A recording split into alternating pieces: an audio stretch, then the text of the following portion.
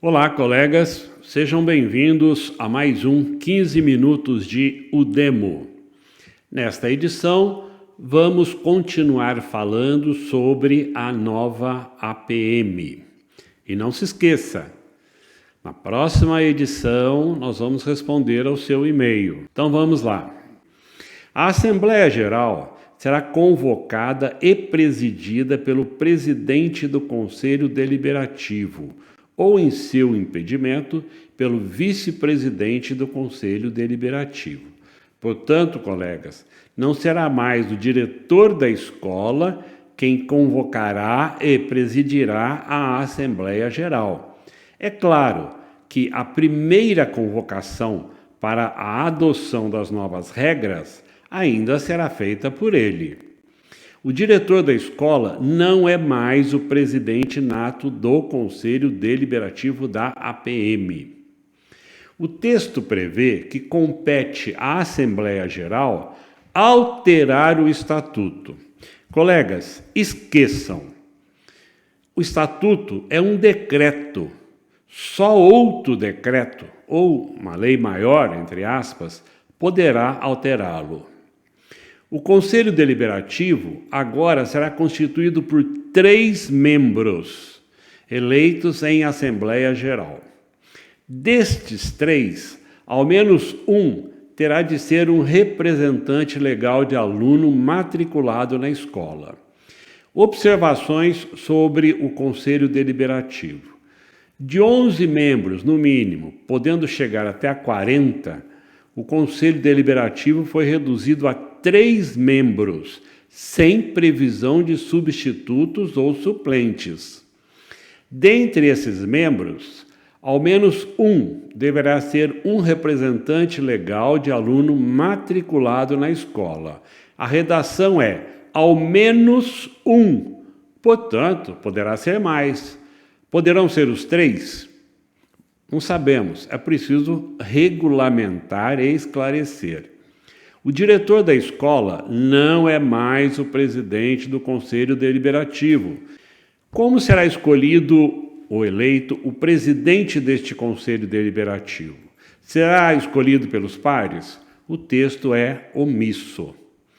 Não existe mais a exigência da proporcionalidade na Constituição do Conselho, não é? 20% de alunos, 30% de professores, 10% de associados admitidos. Claro, né, com 3 componentes não dá para fazer nenhuma proporcionalidade. O Conselho Fiscal será constituído de 3 membros, que elegerão, dentre eles, seu presidente. Vejam, colegas, aí no caso do Conselho Fiscal já está claro, olha, eles elegerão o seu presidente. Já no Conselho Deliberativo não está claro. Novamente, não há a menção ao suplente ou substituto aqui. O Conselho Fiscal será eleito em Assembleia Geral. Não há mais a obrigatoriedade de serem 2 pais de alunos e um representante do quadro administrativo ou docente da escola. O Conselho Fiscal agora terá um presidente eleito pelos pares, como já falamos. A diretoria da APM será composta de um diretor executivo, um vice-diretor executivo e um diretor cultural, de esportes e social. Mais uma vez, não haverá substitutos, suplentes. A diretoria da APM, que não é mais executiva, é diretoria, foi reduzida de 9 para 3 postos. Saíram o secretário, o diretor financeiro, o vice-diretor financeiro, o diretor de patrimônio. O atual diretor cultural vai acumular com esportes e social.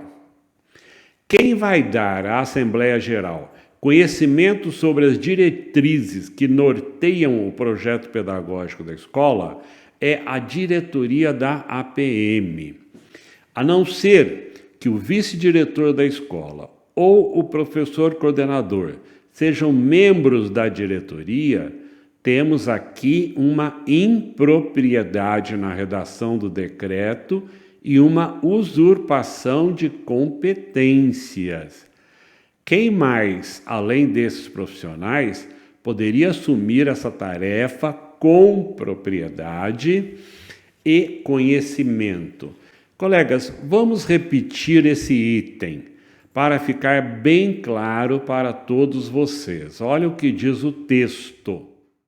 Quem vai dar à Assembleia Geral conhecimento sobre as diretrizes que norteiam o projeto pedagógico da escola é a diretoria da APM. Vejam, colegas, não é a diretoria da escola, é a diretoria da APM. Repetimos, a não ser que o vice-diretor da escola ou o professor coordenador sejam membros da diretoria, em princípio não há impedimento, nós teremos aqui uma impropriedade, não é? E também uma usurpação de competências. Quem deve fazer isso e quem pode fazer isso é a diretoria da escola. Melhor dizendo, são os gestores, não é? O diretor, o vice-diretor e o professor coordenador. O diretor executivo da APM teve seu papel valorizado e suas funções ampliadas, com 10 novas atribuições que estão todas lá no artigo 27. Fica claro que os associados não respondem subsidiária e solidariamente pelas obrigações sociais assumidas pela APM. Porém, os membros da diretoria que praticarem atos sem observância das normas legais e das disposições do Estatuto responderão por eles. Quanto aos bens da APM, os bens permanentes doados à APM ou por ela adquiridos integrarão o seu patrimônio. Já os bens adquiridos pela APM com recursos públicos deverão ser incorporados ao patrimônio estadual e destinados ao uso das respectivas unidades escolares beneficiadas, cabendo a essas últimas a responsabilidade pela guarda e conservação dos bens. Esta é uma nova redação. Antes, esses bens eram transferidos da APM para a escola, portanto, integrando o patrimônio da escola.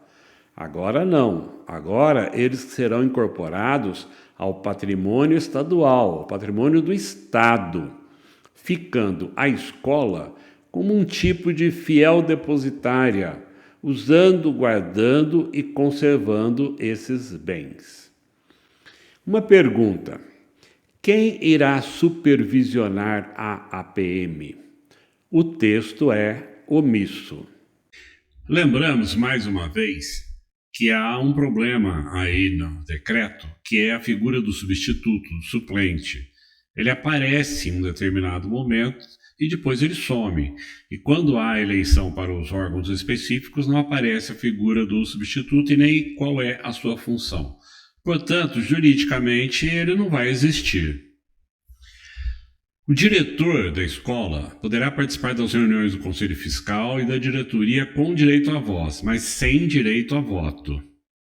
É vedada a contratação pela APM dos seguintes serviços. 1. Serviços contínuos, que por sua natureza devam ser contratados pela Secretaria da Educação. Por exemplo, a APM não poderá contratar servidores nem professores, apenas a SEDUC poderá fazê-lo. 2. Serviços prestados por agente público da ativa, incluindo-se os de consultoria, assistência técnica e assemelhados. Exemplo, a APM não poderá contratar professores de universidades públicas para palestras, projetos, cursos de capacitação, etc., salvo se eles já forem aposentados. Se eles não forem agentes públicos, mesmo que na ativa, poderão ser contratados.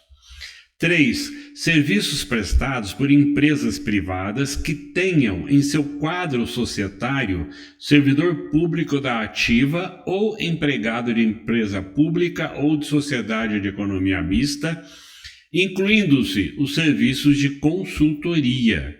Portanto, a vedação aí foi bastante ampliada. O dispositivo é mais rígido do que o artigo 38 do decreto anterior, que vedava apenas a prestação de serviços por pessoa física que fosse conselheiro ou diretor da APM. Novamente, o destaque aqui para da ativa. A restrição não se aplica aos servidores públicos aposentados. Quando se tratar de um recurso contra uma decisão de um órgão da APM, da diretoria, por exemplo, há uma novidade. É instituída uma forma de juízo de admissibilidade, que consiste em analisar se foram preenchidos os requisitos mínimos exigidos, se o recurso atende os pressupostos formais, antes de encaminhá-lo à deliberação da diretoria. A diretoria poderá tomar medidas de emergência não previstas no Estatuto, submetendo-as ao Conselho Deliberativo. Aqui não fica claro se essas medidas dependem de aprovação prévia do Conselho Deliberativo, o que seria mais óbvio, ou se serão tomadas para posterior ratificação pelo Conselho, ou seja, ad referendum. A APM propõe-se a celebrar parcerias com instituições públicas ou privadas. A APM será permitida a execução de obras de construção, reformas, etc. Antes, colegas, eram apenas pequenas obras. Agora saiu o adjetivo aí. Não são só pequenas obras, são obras. Também, explorar a cantina escolar agora é uma das finalidades da APM. Constitui dever do associado concorrer para estreitar as relações de cordialidade entre todos os associados. Antes era amizade entre todos os associados. Portanto, os amigos e os inimigos devem ser cordiais. Omissão. Não se estipula prazo para o julgamento do recurso pelo Conselho Deliberativo. O endereço da PM ainda é o mesmo da escola. A ênfase não é mais na APM como instituição auxiliar da escola, como o era antes. Obrigado, colegas, pela sua atenção e até o próximo 15 minutos de Udemo, onde iremos responder a todas as perguntas que nos foram encaminhadas pelo e-mail. Obrigado e até lá.